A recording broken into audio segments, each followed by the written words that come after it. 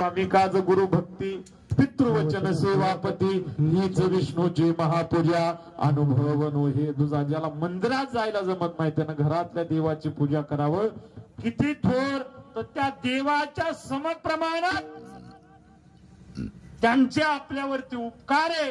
देवानं जरी जीव दिला असला तरी हा देह दिलेला देवानं नाही आपल्या देहावरती आपल्या आई वडिलाचा सुद्धा अधिकार आहे। आणि म्हणून महाराज आई वडील माझे थोर काय सांगू त्यांचे उपकार जीवनाच्या वाटेवरती असतो त्यांचा आधार आई माझे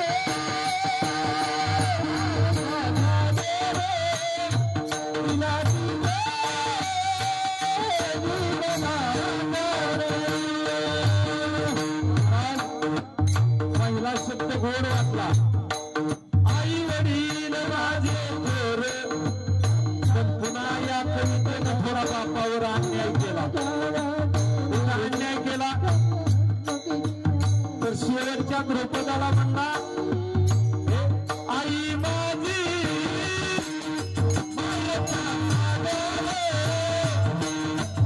एवढंच विचारायचं की जर आई मायेचा सागर असेल तर मग बाप मायेचा सागर आहे पण त्या सागराला सुद्धा स्वतःच पाणी पुरेल। कधी विचार केला का सागरातल्या जर सगळ्या नद्या आढळल्या सागर किती दिवस टिकेल? एवढ्या नद्या वाहत जातात म्हणून सागराला पाणी त्या दिवशी नद्यांनी सांगितलं पाणी द्यायचं बंद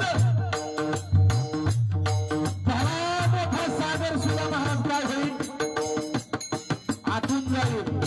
म्हणून आई मायेचा सागर जरी असला तरी त्या मायेच्या सागरामध्ये गोड असं नदीचं पाणी आणून सोडणारा आपला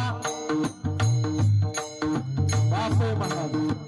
आणि त्या सागराला किंमत त्या नदीच्या पाण्यामुळे सागर मोठा असतो पण तांबर सुद्धा पाणी पिण्याचे योग्य नदी लहान असते सगळं पाणी योग्यरित्या असते त्याला कारण आहे आईचं प्रेम हे चांगलंच असतं पण कधी कधी जास्त प्रेम काय होतं ज्यादा प्रेम राहतं ठरतं त्याला पैसे सारखं विचारत जाऊ नका पोरावर विश्वासच नसल्यासारखं करताय ते काय खोटं बोलतंय का? अति लाड एखाद्या वेळेस महागात सुद्धा पडतो। म्हणून जरी आई मायेचा सागर असली तरी बाप सुद्धा महाराज कष्टानं उभा करणार आपल्याला। आई फक्त आकाराला आणते आईचं काम एवढंच मुलगा कसा पाहिजे तर बलदत्त पाहिजे आकार देणं हे आईचं काम आहे पण जग कसं हे बघायला शिकवणं हे बापाचं काम आहे।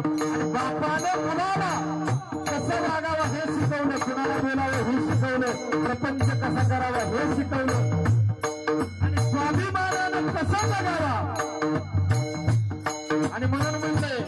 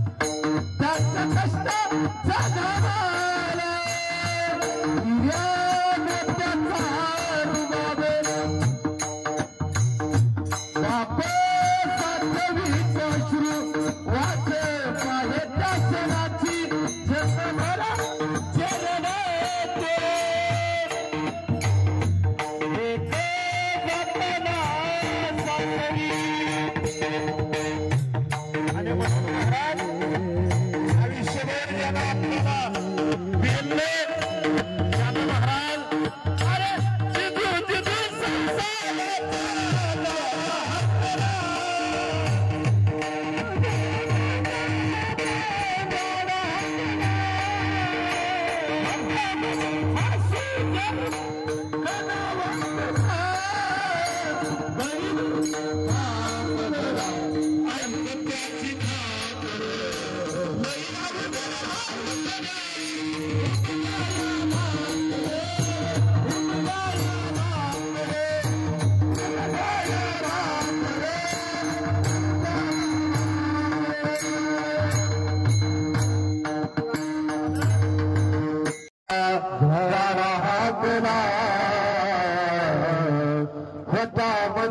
असू जरी कनावाकडा गडीभर तो थांब जरा ऐक त्याची धापर नाही अवघड अवघड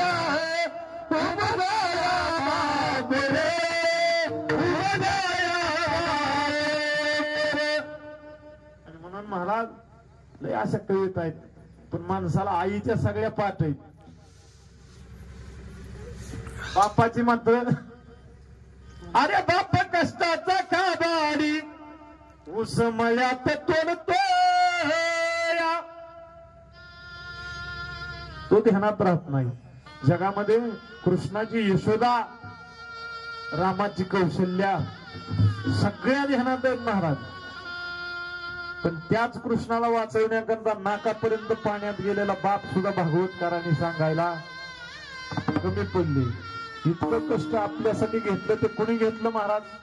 केवळ आणि केवळ आपल्या घराचा जर पाया कुणामुळे आपण म्हणतो की आई घराचं मांगल्य आहे तर त्याच घराचा पाया सुद्धा कोण आहे महाराज? ज्या दिवशी एखाद्या घराचा पाया खचतो ना त्या दिवशी घर किती जरी मोठं असलं तर जेव्हा खचतो पाया तेव्हा ते घर. म्हणून महाराज जुन्या काळात आपल्या शाळा बी एवढ्या चांगल्या होत्या गुरुजी की आम्हाला माझ्या कितवीत होती मला माहित नाही पण एक कविता होती आम्हाला. अरे माझा बाप शेतकरी उभ्या जगाचा पोशिंदा होती का नव्हती? त्या कवितेची सुरुवात अशी होती शेतामध्ये माझी कोप तिला बोराची झाप तिथं कष्टानं राबतो शेतकरी माझा बाप येतो अंगावर चिंध्या खातो मिरची भाकर. साधा होता तो पण त्यानं उभं आयुष्य महाराज आपल्यावरती प्रेम केलं. कधी देवाची आशा केली नाही, घराची आशा केली नाही, अन्नाची आशा केली नाही. कात प्रेम जर कुणावर असेल तर ते मुलावरती केलं. आणि म्हणून शास्त्र सांगतं त्या वडिलांचे आपल्यावरती झालेलं उपकार त्या ऋणाला पितृऋण म्हटलं जातं. आणि त्या पितृऋणातनं उतराई होण्याकरता शास्त्र सांगतं मुलानं एक कर्तव्य करावं. काय करावं? पिंड पदावरी दिला पुलिया तरी माझे झाले गयावर जेन पितले पितराचे ऋण. आणि म्हणून आज वैकुंठवासी भगवान निवृत्त बिचुतकर यांच्या ऋणातून पूर्णतः उतराई तुम्हाला होईल असं सांगता येत नाही. पण ज्या दिवशी तुम्ही त्यांचं शेवटचं कर्म केलं आज या ठिकाणी त्यांच्या सहकुटुंब सहपरिवाराकडून बापू भगवान बिचितकर, सौदागर भगवान बिचितकर, सुंदरदास बिचितकर आणि बहीण शालिनी गोपीनाथ पाटील आणि त्यांच्या पत्नी मुलाबाई भगवान बिचितकर या सर्वांच्या वतीनं शेवटची विनवणी, शेवटची भेट आपल्या कष्टाचं केलेलं सार्थक वाटावा याकरता महाराज त्यांना शेवटचा निरोप पिंडदानातून दिला जातो. आणि ते पिंडदान केल्याच्या नंतर तुकोबाराय सुद्धा म्हणतात पिंड पदावरी दिला आपुलिया करी माझे झाले गयावरी जन. आणि पितले पितराचे देवाचं ऋण जर आपल्यावर राहिलं तर देव आपलं काहीच करीत नाही. लय झालं तर पुन्हा जन्माला घालील, पुन्हा फेडायला लावी.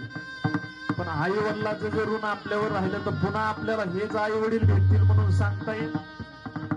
कुणाच्या जन्माला जावं लागतंय, कोण आई म्हणून भेटते, कोण बाप म्हणून भेटते, आपल्यावर एवढं प्रेम करतोय का नाही हे आपल्याला माहित नाही. म्हणून माणसानं माय बाप केवळ काशी देवाच्या समान मानावे, देवासारखी पूजा करावी. हजार जरी शिकलेल्यांनी आलं ना त्यांनी सांगितलं ना मेलेल्या माणसाचा फोटो इथं लावू नये, त्याला म्हणायचं तू पटकून पाणी पी, चहा सुद्धा भेटणार नाही, चटकून महागारी निघ. फुल्याला असला चहा तरी वताय लावायचं, चुलीत ओतून द्या ती चहा, पण त्याला पाजू नका. जो आपल्या बापाचा फोटो आपल्याच घरातून काढायला लावतो आणि त्याचा ऐकून जो काढतो त्याच्यासारखा मूर्ख कर्म दरिद्री दुसरा. घर खायला जमतं, त्याची इस्टेट खायला जमते, त्याचा पैसा खायला जमतो, त्यानं कमवलेलं सगळं जमतं आणि त्याच बापाचा फोटो घरात लावायचं म्हणलं की जमत नाही. म्हणून बाप काय असतो हे आम्ही सांगण्यापेक्षा तुम्ही कधीतरी शिकावं.